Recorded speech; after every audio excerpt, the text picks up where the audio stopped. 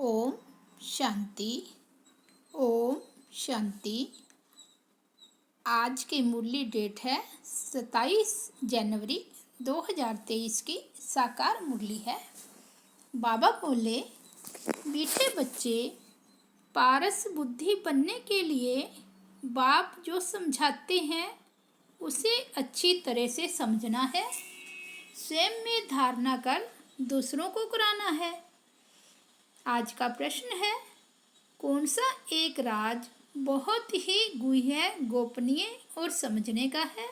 उत्तर है, निराकार बाप सभी का माता पिता कैसे बनते हैं, वह सृष्टि की रचना किस विधि से करते हैं, यह बहुत ही गुह्य और गोपनीय राज है। निराकार बाप माता बगैर सृष्टि तो रच नहीं सकते। कैसे वे शरीर धारण कर उसमें प्रवेश कर उनके मुख से बच्चे अडॉप्ट करते हैं। यह ब्रह्मा पिता भी है तो माता भी है। यह बात बहुत ही समझकर सिमरन करने व स्मृति में रखने की है। गीत बजा है, तुम ही हो माता। ओम शांति। जिसको माता पिता कहते हो तो जरूर फरमान पिता ही करेंगे। यह तो माता पिता कंबाइंड है। यह बात मनुष्यों के लिए समझना बड़ा डिफ़िकल्ट है और यही मुख्य बात है समझने की। निराकार परम पिता परमात्मा जिसको पिता कहा जाता है उनको माता भी कहते, यह वंडरफुल बात है। परम पिता परमात्मा मनुष्य सृष्टि रचेगा तो माता जरूर चाहिए। यह बहुत बड़ी गुह्य बात है और कोई की बुद्धि में कभी आ ना सके। अब वह है सभी का बाप, माता भी जरूर चाहिए। वह पिता तो है निराकार, फिर माँ किसको रखें? शादी तो नहीं की होगी। यह है अति गुह्य गोपनीय समझने की बातें। नए तो समझ ना सके, पुराने भी मुश्किल समझकर और उस स्मृति में रहते हैं। बच्चे ही माँ बाप की स्मृति में रहेंगे ना। भारत में लक्ष्मी नारायण को भी कह देते हैं तुम माता पिता, तो राधे कृष्ण के आगे भी जाकर कहते तुम माता पिता। अब वह तो है प्रिंस प्रिंसेस, उन्हों को माता पिता कोई बेसमझ भी न कहे। मनुष्यों की तो कहने की टेव अर्थात आदत पड़ गई है, परंतु यह बात ही न्यारी है। लक्ष्मी नारायण को तो उनके बच्चे ही कहेंगे तो माता पिता, परंतु समझते हैं जिनके पास बहुत धन है, महल माड़ियाँ हैं, वह स्वर्ग में है, उन्हों के बच्चे कहेंगे हमारे माँ बाप के पास बहुत सुख है, जरूर आगे जन्म में कुछ अच्छे कर्म किए हैं। अच्छा, यह जो गाया जाता है तो माता पिता परम पिता परमात्मा रचयिता तो एक है, जिसके हम बच्चे हैं वह भी निराकार है। हम आत्माएं भी निराकार हैं, परंतु निराकार फिर सृष्टि कैसे रचते हैं? माता बगैर तो सृष्टि रची नहीं जा सकती। वंडर है सृष्टि रचने का। एक तो परमात्मा रचयिता है नई दुनिया का, पुरानी दुनिया में आकर नई दुनिया रचते हैं, परंतु कैसे रचते हैं ये बड़ी गुह्य बात है। जो निराकार को हम माता पिता कहते हैं, बाप खुद समझाते हैं मैं बच्चों को अडॉप्ट करता हूँ। पेट से बच्चे निकलने की बात ही नहीं, इतने ढेर बच्चे पेट से कैसे निकलेंगे? तो कहते हैं मैं इस शरीर को धारण कर इनके मुख द्वारा बच्चे अडॉप्ट करता हूँ। यह ब्रह्मा पिता भी है, मनुष्य सृष्टि रचने वाला, और माता भी है जिसके मुख से बच्चे अडॉप्ट करता हूँ। इस रीति बच्चों को अडॉप्ट करना यह सिर्फ बाप का काम है। सन्यासी तो कर ना सके, उन्हों के है जिज्ञासु फॉलोअर्स शिष्य। यहाँ तो हुई रचना की बात, तो बाबा इनमें प्रवेश करते हैं। यह है मुख्य वंशावली जो कहते हैं तुम माता पिता तो माता, ये सिद्ध हुई। वह बाप इसमें प्रवेश हो रचते हैं। यह बूढ़ा प्रजापिता भी ठहरा, फिर माता भी बूढ़ी ठहरी। बूढ़ी ही चाहिए ना। अब बच्चों को माता पिता को याद करना पड़े, इनकी तो प्रॉपर्टी है नहीं। तुम बनते हो वारिस, इसलिए इनको बाप दादा कहते हैं। तुमको प्रजापिता ब्रह्मा से प्रॉपर्टी नहीं लेनी है, यह दादा ब्रह्मा भी उनसे लेते हैं। इनको दादा भी तो माता भी कहा जाता है, नहीं तो माता पिता कैसे सिद्ध हो। माता पिता बगैर बच्चे कैसे हों, यह बड़ी गूढ़ समझने की और सिमरन करने की बात है। बाबा, आप पिता हो, इस माता द्वारा हमने जन्म लिया है। बराबर वर्षा भी याद आता है, याद उस बाप को करना है। ज्ञान से तुम समझ भी सकते हो कि कैसे बाप पति दुनिया में आते हैं। कहते हैं जिसमें प्रवेश करता हूँ यह हमारा बच्चा भी है, हमारा बाप भी है और फिर माता भी है। तुम हो गए बच्चे, तो बाप को याद करने से वर्षा मिलता है, माता को याद करने से वर्षा नहीं मिलेगा। निरंतर उस बाप को याद करना है, बाकी इस शरीर को भूलना है। यह है ज्ञान की बातें समझने की है। बाप पुरानी दुनिया में आकर नई दुनिया रचते हैं, पुरानी को खलास कर देते हैं, नहीं तो कौन खलास करे। गाया भी हुआ है शंकर द्वारा पुरानी दुनिया का विनाश। यह ड्रामा में नूंद है, इसलिए गायन में भी आता है। तुम बच्चे जानते हो हमारे लिए नई राजधानी बन रही है, विनाश की फुल तैयारियां हैं।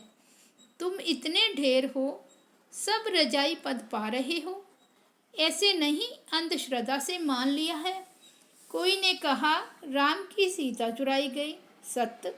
कोई भी बात न समझो तो समझने की कोशिश करो, नहीं तो बेसमझ के बेसमझ ही रह जाएंगे। भक्ति मार्ग में तो अल्पकाल का सुख मिलता है, उसका फल उस ही जन्म में व दूसरे जन्म में अल्पकाल के लिए मिल जाता है। तीर्थ यात्रा पर जाते हैं, कुछ समय तो पवित्र रहते हैं, पाप नहीं करते, दान पुण्य भी करते हैं। इसको कागविष्टा के समान सुख कहा जाता है। यह तुम बच्चे ही समझ सकते हो, क्योंकि तुम बंदर से बदल मंदिर लायक बने हो। सतयुग में तुम पारस बुद्धि थे, क्योंकि पारसनाथ पारसनाथनी का राज्य था, सोने के महल थे। अब तो पत्थर ही पत्थर है। पारस बुद्धि से पत्थर बुद्धि कौन बनाते हैं? 5 विकार रूपी रावण। जब सब पत्थर बुद्धि बन पड़ते हैं, तब ही फिर पारस बुद्धि बनाने वाला बाप आते हैं। कितना सहज समझ कर समझाते हैं, बीज और झाड़। बाकी डिटेल तो समझाते रहते हैं, समझाते रहेंगे। नटशेल में कहते हैं बाप को याद करो जिससे वर्षा मिलता है, माता को याद करने की ज़रूरत नहीं। बाप कहते हैं बच्चे मुझे याद करो, तो जरूर बच्चों ने माता से जन्म लिया होगा। जन्म लिया बाप से वर्षा लेने के लिए, तो इस माता को भी छोड़ो, सब देहधारियों को छोड़ो, क्योंकि अब वर्षा बाप से लेना है। अब बच्चे समझ गए हैं कि हम आत्मा रूहानी बाप के बच्चे हैं और फिर जिस्मानी माता पिता के भी बच्चे बने हैं। वे बेहद का बाप नई सृष्टि रचते हैं। भारत स्वर्ग था ना, यह लक्ष्मी नारायण स्वर्ग के मालिक थे, अब नहीं है। बेहद का बाप समझाते हैं तुम हर जन्म में हद का वर्षा लेते आए हो। नरक में तो है ही हद का वर्षा, स्वर्ग में हद का वर्षा नहीं कहेंगे, वह है बेहद का वर्षा, क्योंकि बेहद के अर्थात सारे सृष्टि के मालिक हैं और कोई धर्म नहीं है। हद का वर्षा शुरू होता है द्वापर से, सतयुग में है बेहद का। तुम प्रलब्ध भोगते हो, वहाँ तुमको बेहद की बादशाही है।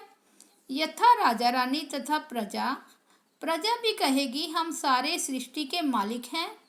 अभी तो प्रजा ऐसे नहीं कहेगी कि हम सारे सृष्टि के मालिक हैं, अभी तो हदें लगी पड़ी है। वे कहते हैं हमारे पानी के अंदर नहीं आ सकते, यह टुकड़ा हमारा है। वहाँ प्रजा भी कहेगी हम विश्व के मालिक हैं। हमारे महाराजा महारानी लक्ष्मी नारायण भी विश्व के मालिक हैं। ये अभी हम समझते हैं कि वहाँ एक ही राज्य रहता है, वह है बेहद की बादशाही। भारत क्या था किसकी बुद्धि में भी नहीं है। तुम बच्चों को अब शिक्षा मिलती है कि बेहद के बाप से वर्षा लो। हम कहते हैं तो जरूर हम ले रहे हैं। बेहद का बाप है ही स्वर्ग का रचयिता। गाया भी जाता है 21 पीढ़ी राज्य भाग्य। पीढ़ी क्यों कहते हैं? क्योंकि वहाँ बूढ़े होकर मरेंगे, वहाँ अकाले मृत्यु नहीं होगा। माताएं कभी विधवा नहीं बनेगी, रोना पीटना नहीं होगा। यहाँ तो कितना रोते पीटते हैं, वहाँ बच्चों को भी रोने की दरकार नहीं। यहाँ तो बच्चों को रुलाते रहते हैं कि मुख बड़ा हो, वहाँ ऐसी बात नहीं। यह तो सब बच्चे समझते हैं।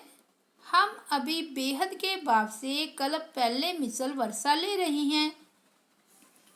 84 जन्म पूरे हुए, अब जाना है। निरंतर बाप और वर्षे को याद करने से विक्रम विनाश होंगे। मन मना भाव का अर्थ कितना सहज है। गीता भल झूठी है, परंतु उसमें कुछ ना कुछ तो सच है ना। मुझ अपने बाप को याद करो।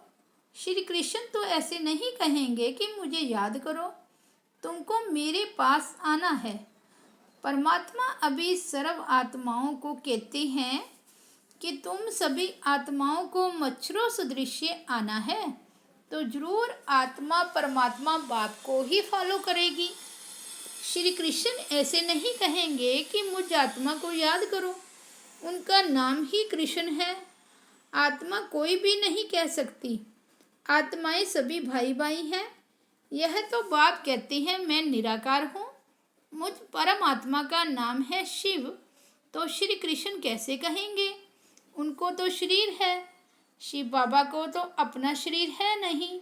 शिव बाबा कहते हैं बच्चे तुम्हें भी पहले अपना शरीर नहीं था, तुम आत्मा निराकार थी, फिर शरीर लिया है। अब तुमको ड्रामा के आदि मध्य अंत की स्मृति आई है। बाप सृष्टि कैसे कब और क्यों रचते हैं? सृष्टि तो है ना, गायन भी है। ब्रह्मा द्वारा नई सृष्टि की रचना की, तो जरूर पुरानी सृष्टि से ही नई सृष्टि की रचना करते होंगे। कहते भी हैं मनुष्य से देवता बनाया। बाप कहते हैं मैं तुमको इस पढ़ाई से मनुष्य से देवता बनाता हूँ। पूज्य देवता थे फिर पुजारी बन गए हो। मनुष्य तो समझते नहीं कि 84 जन्म कैसे लेते हैं। क्या सभी 84 जन्म लेंगे? सृष्टि वृद्धि को प्राप्त करती रहती है, तो सभी कैसे 84 जन्म लेंगे? जरूर जो पीछे आएंगे उनके जन्म कम होंगे। 25-50 वर्ष के अंदर 84 जन्म कैसे लेंगे? यह है सुदर्शन चक्र। उन्होंने फिर सुदर्शन चक्र को एक हथियार के रूप में बना दिया है। अब तुम आत्माओं को यह स्मृति आई है कि हमने 84 जन्म ऐसे ऐसे भोगे। अभी चक्कर पूरा होता है, फिर से ड्रामा को रिपीट करना है। पहले पहले आदि सनातन देवी देवता धर्म जरूर चाहिए, जो प्राय लोप हो गया है। मनुष्य कहती है हे गॉड फादर रहम करो, तो बाप कहते हैं अच्छा तुमको दुख से लिबरेट कर सुखी बनाता हूँ। बाप का काम ही है सबको सुखी बनाना, इसलिए मैं कलप कलप आता हूँ, आकर भारत को हीरे जैसा बनाता हूँ, बहुत सुखी बनाता हूँ। बाकी सबको मुक्ति धाम भेज देता हूँ। भगत जाते भी हैं भगवान से मिलने, क्योंकि सुख के लिए तो सन्यासियों ने कह दिया है कि यह कागविष्टा समान सुख है। और दूसरा फिर कहते इस ड्रामा के खेल में फिर आए ही नहीं, मोक्ष को पालें। अब मोक्ष तो मिलना नहीं है, यह है बना बनाया ड्रामा। सारे सृष्टि की हिस्ट्री ज्योग्राफी को तुम बच्चे अभी जानते हो कि यह कैसे चक्कर लगाती है, जिसको ही सुदर्शन चक्र कहा जाता है। यह जो दिखाते हैं सुदर्शन चक्र से सभी के सिर काटे, कंस वध का नाटक दिखाते हैं, ऐसे कुछ भी है नहीं। यहाँ हिंसा की बिल्कुल बात ही नहीं। यह तो पढ़ाई है, पढ़ना है, बाप से वर्षा लेना है। बाप से वर्षा लेने के लिए किसको कत्ल करते हैं क्या? वह होता है हद का वर्षा। यह है बेहद के बाप से बेहद का वर्षा लेना। गीत में लड़ाई आदि की कितनी बातें लिख दी हैं, वे तो कुछ भी है नहीं। पांडवों की लड़ाई वास्तव में कोई के साथ है नहीं। यह तो योग बल से बेहद के भाव से तुम बच्चे वर्षा ले रहे हो नई दुनिया के लिए। इसमें लड़ाई की कोई बात ही नहीं। अच्छा, मीठे मीठे सिकिलदे बच्चों प्रति माता पिता बाप दादा का याद प्यार और गुड मॉर्निंग। रूहानी बाप की रूहानी बच्चों को नमस्ते। हम रूहानी बच्चों की रूहानी बाप दादा को याद प्यार गुड मॉर्निंग और नमस्ते। धारणा के लिए मुख्य सार। फर्स्ट है, बाप से 21 पीढ़ी का वर्षा लेने के लिए निरंतर बाप और वर्षे को याद करने का पुरुषार्थ करना है। किसी भी देहधारी को याद नहीं करना है। दूसरा, बुद्धि में सुदर्शन चक्र फिराते रहना है। हम पूज्य थे, फिर पुजारी बने, 84 जन्मों का चक्र पूरा किया, फिर से ड्रामा रिपीट होना है। हमें पुजारी से पूज्य बनना है। यह स्मृति ही सुदर्शन चक्र है। आज का वरदान है, समानता द्वारा समीपता की सीट ले, फर्स्ट डिवीजन में आने वाले विजयी रतन भव। समय की समीपता के साथ साथ अब स्वयं को बाप के समान बनाओ। संकल्प, बोल, कर्म, संस्कार और सेवा सब में बाप जैसे समान बनना अर्थात समीप आना। हर संकल्प में बाप के साथ का, सहयोग का, स्नेह का अनुभव करो। सदा बाप के साथ और हाथ में हाथ की अनुभूति करो तो फर्स्ट डिवीजन में आ जाएंगे। निरंतर याद और संपूर्ण स्नेह एक बाप से हो तो विजय माला के विजयी रत्न बन जाएंगे।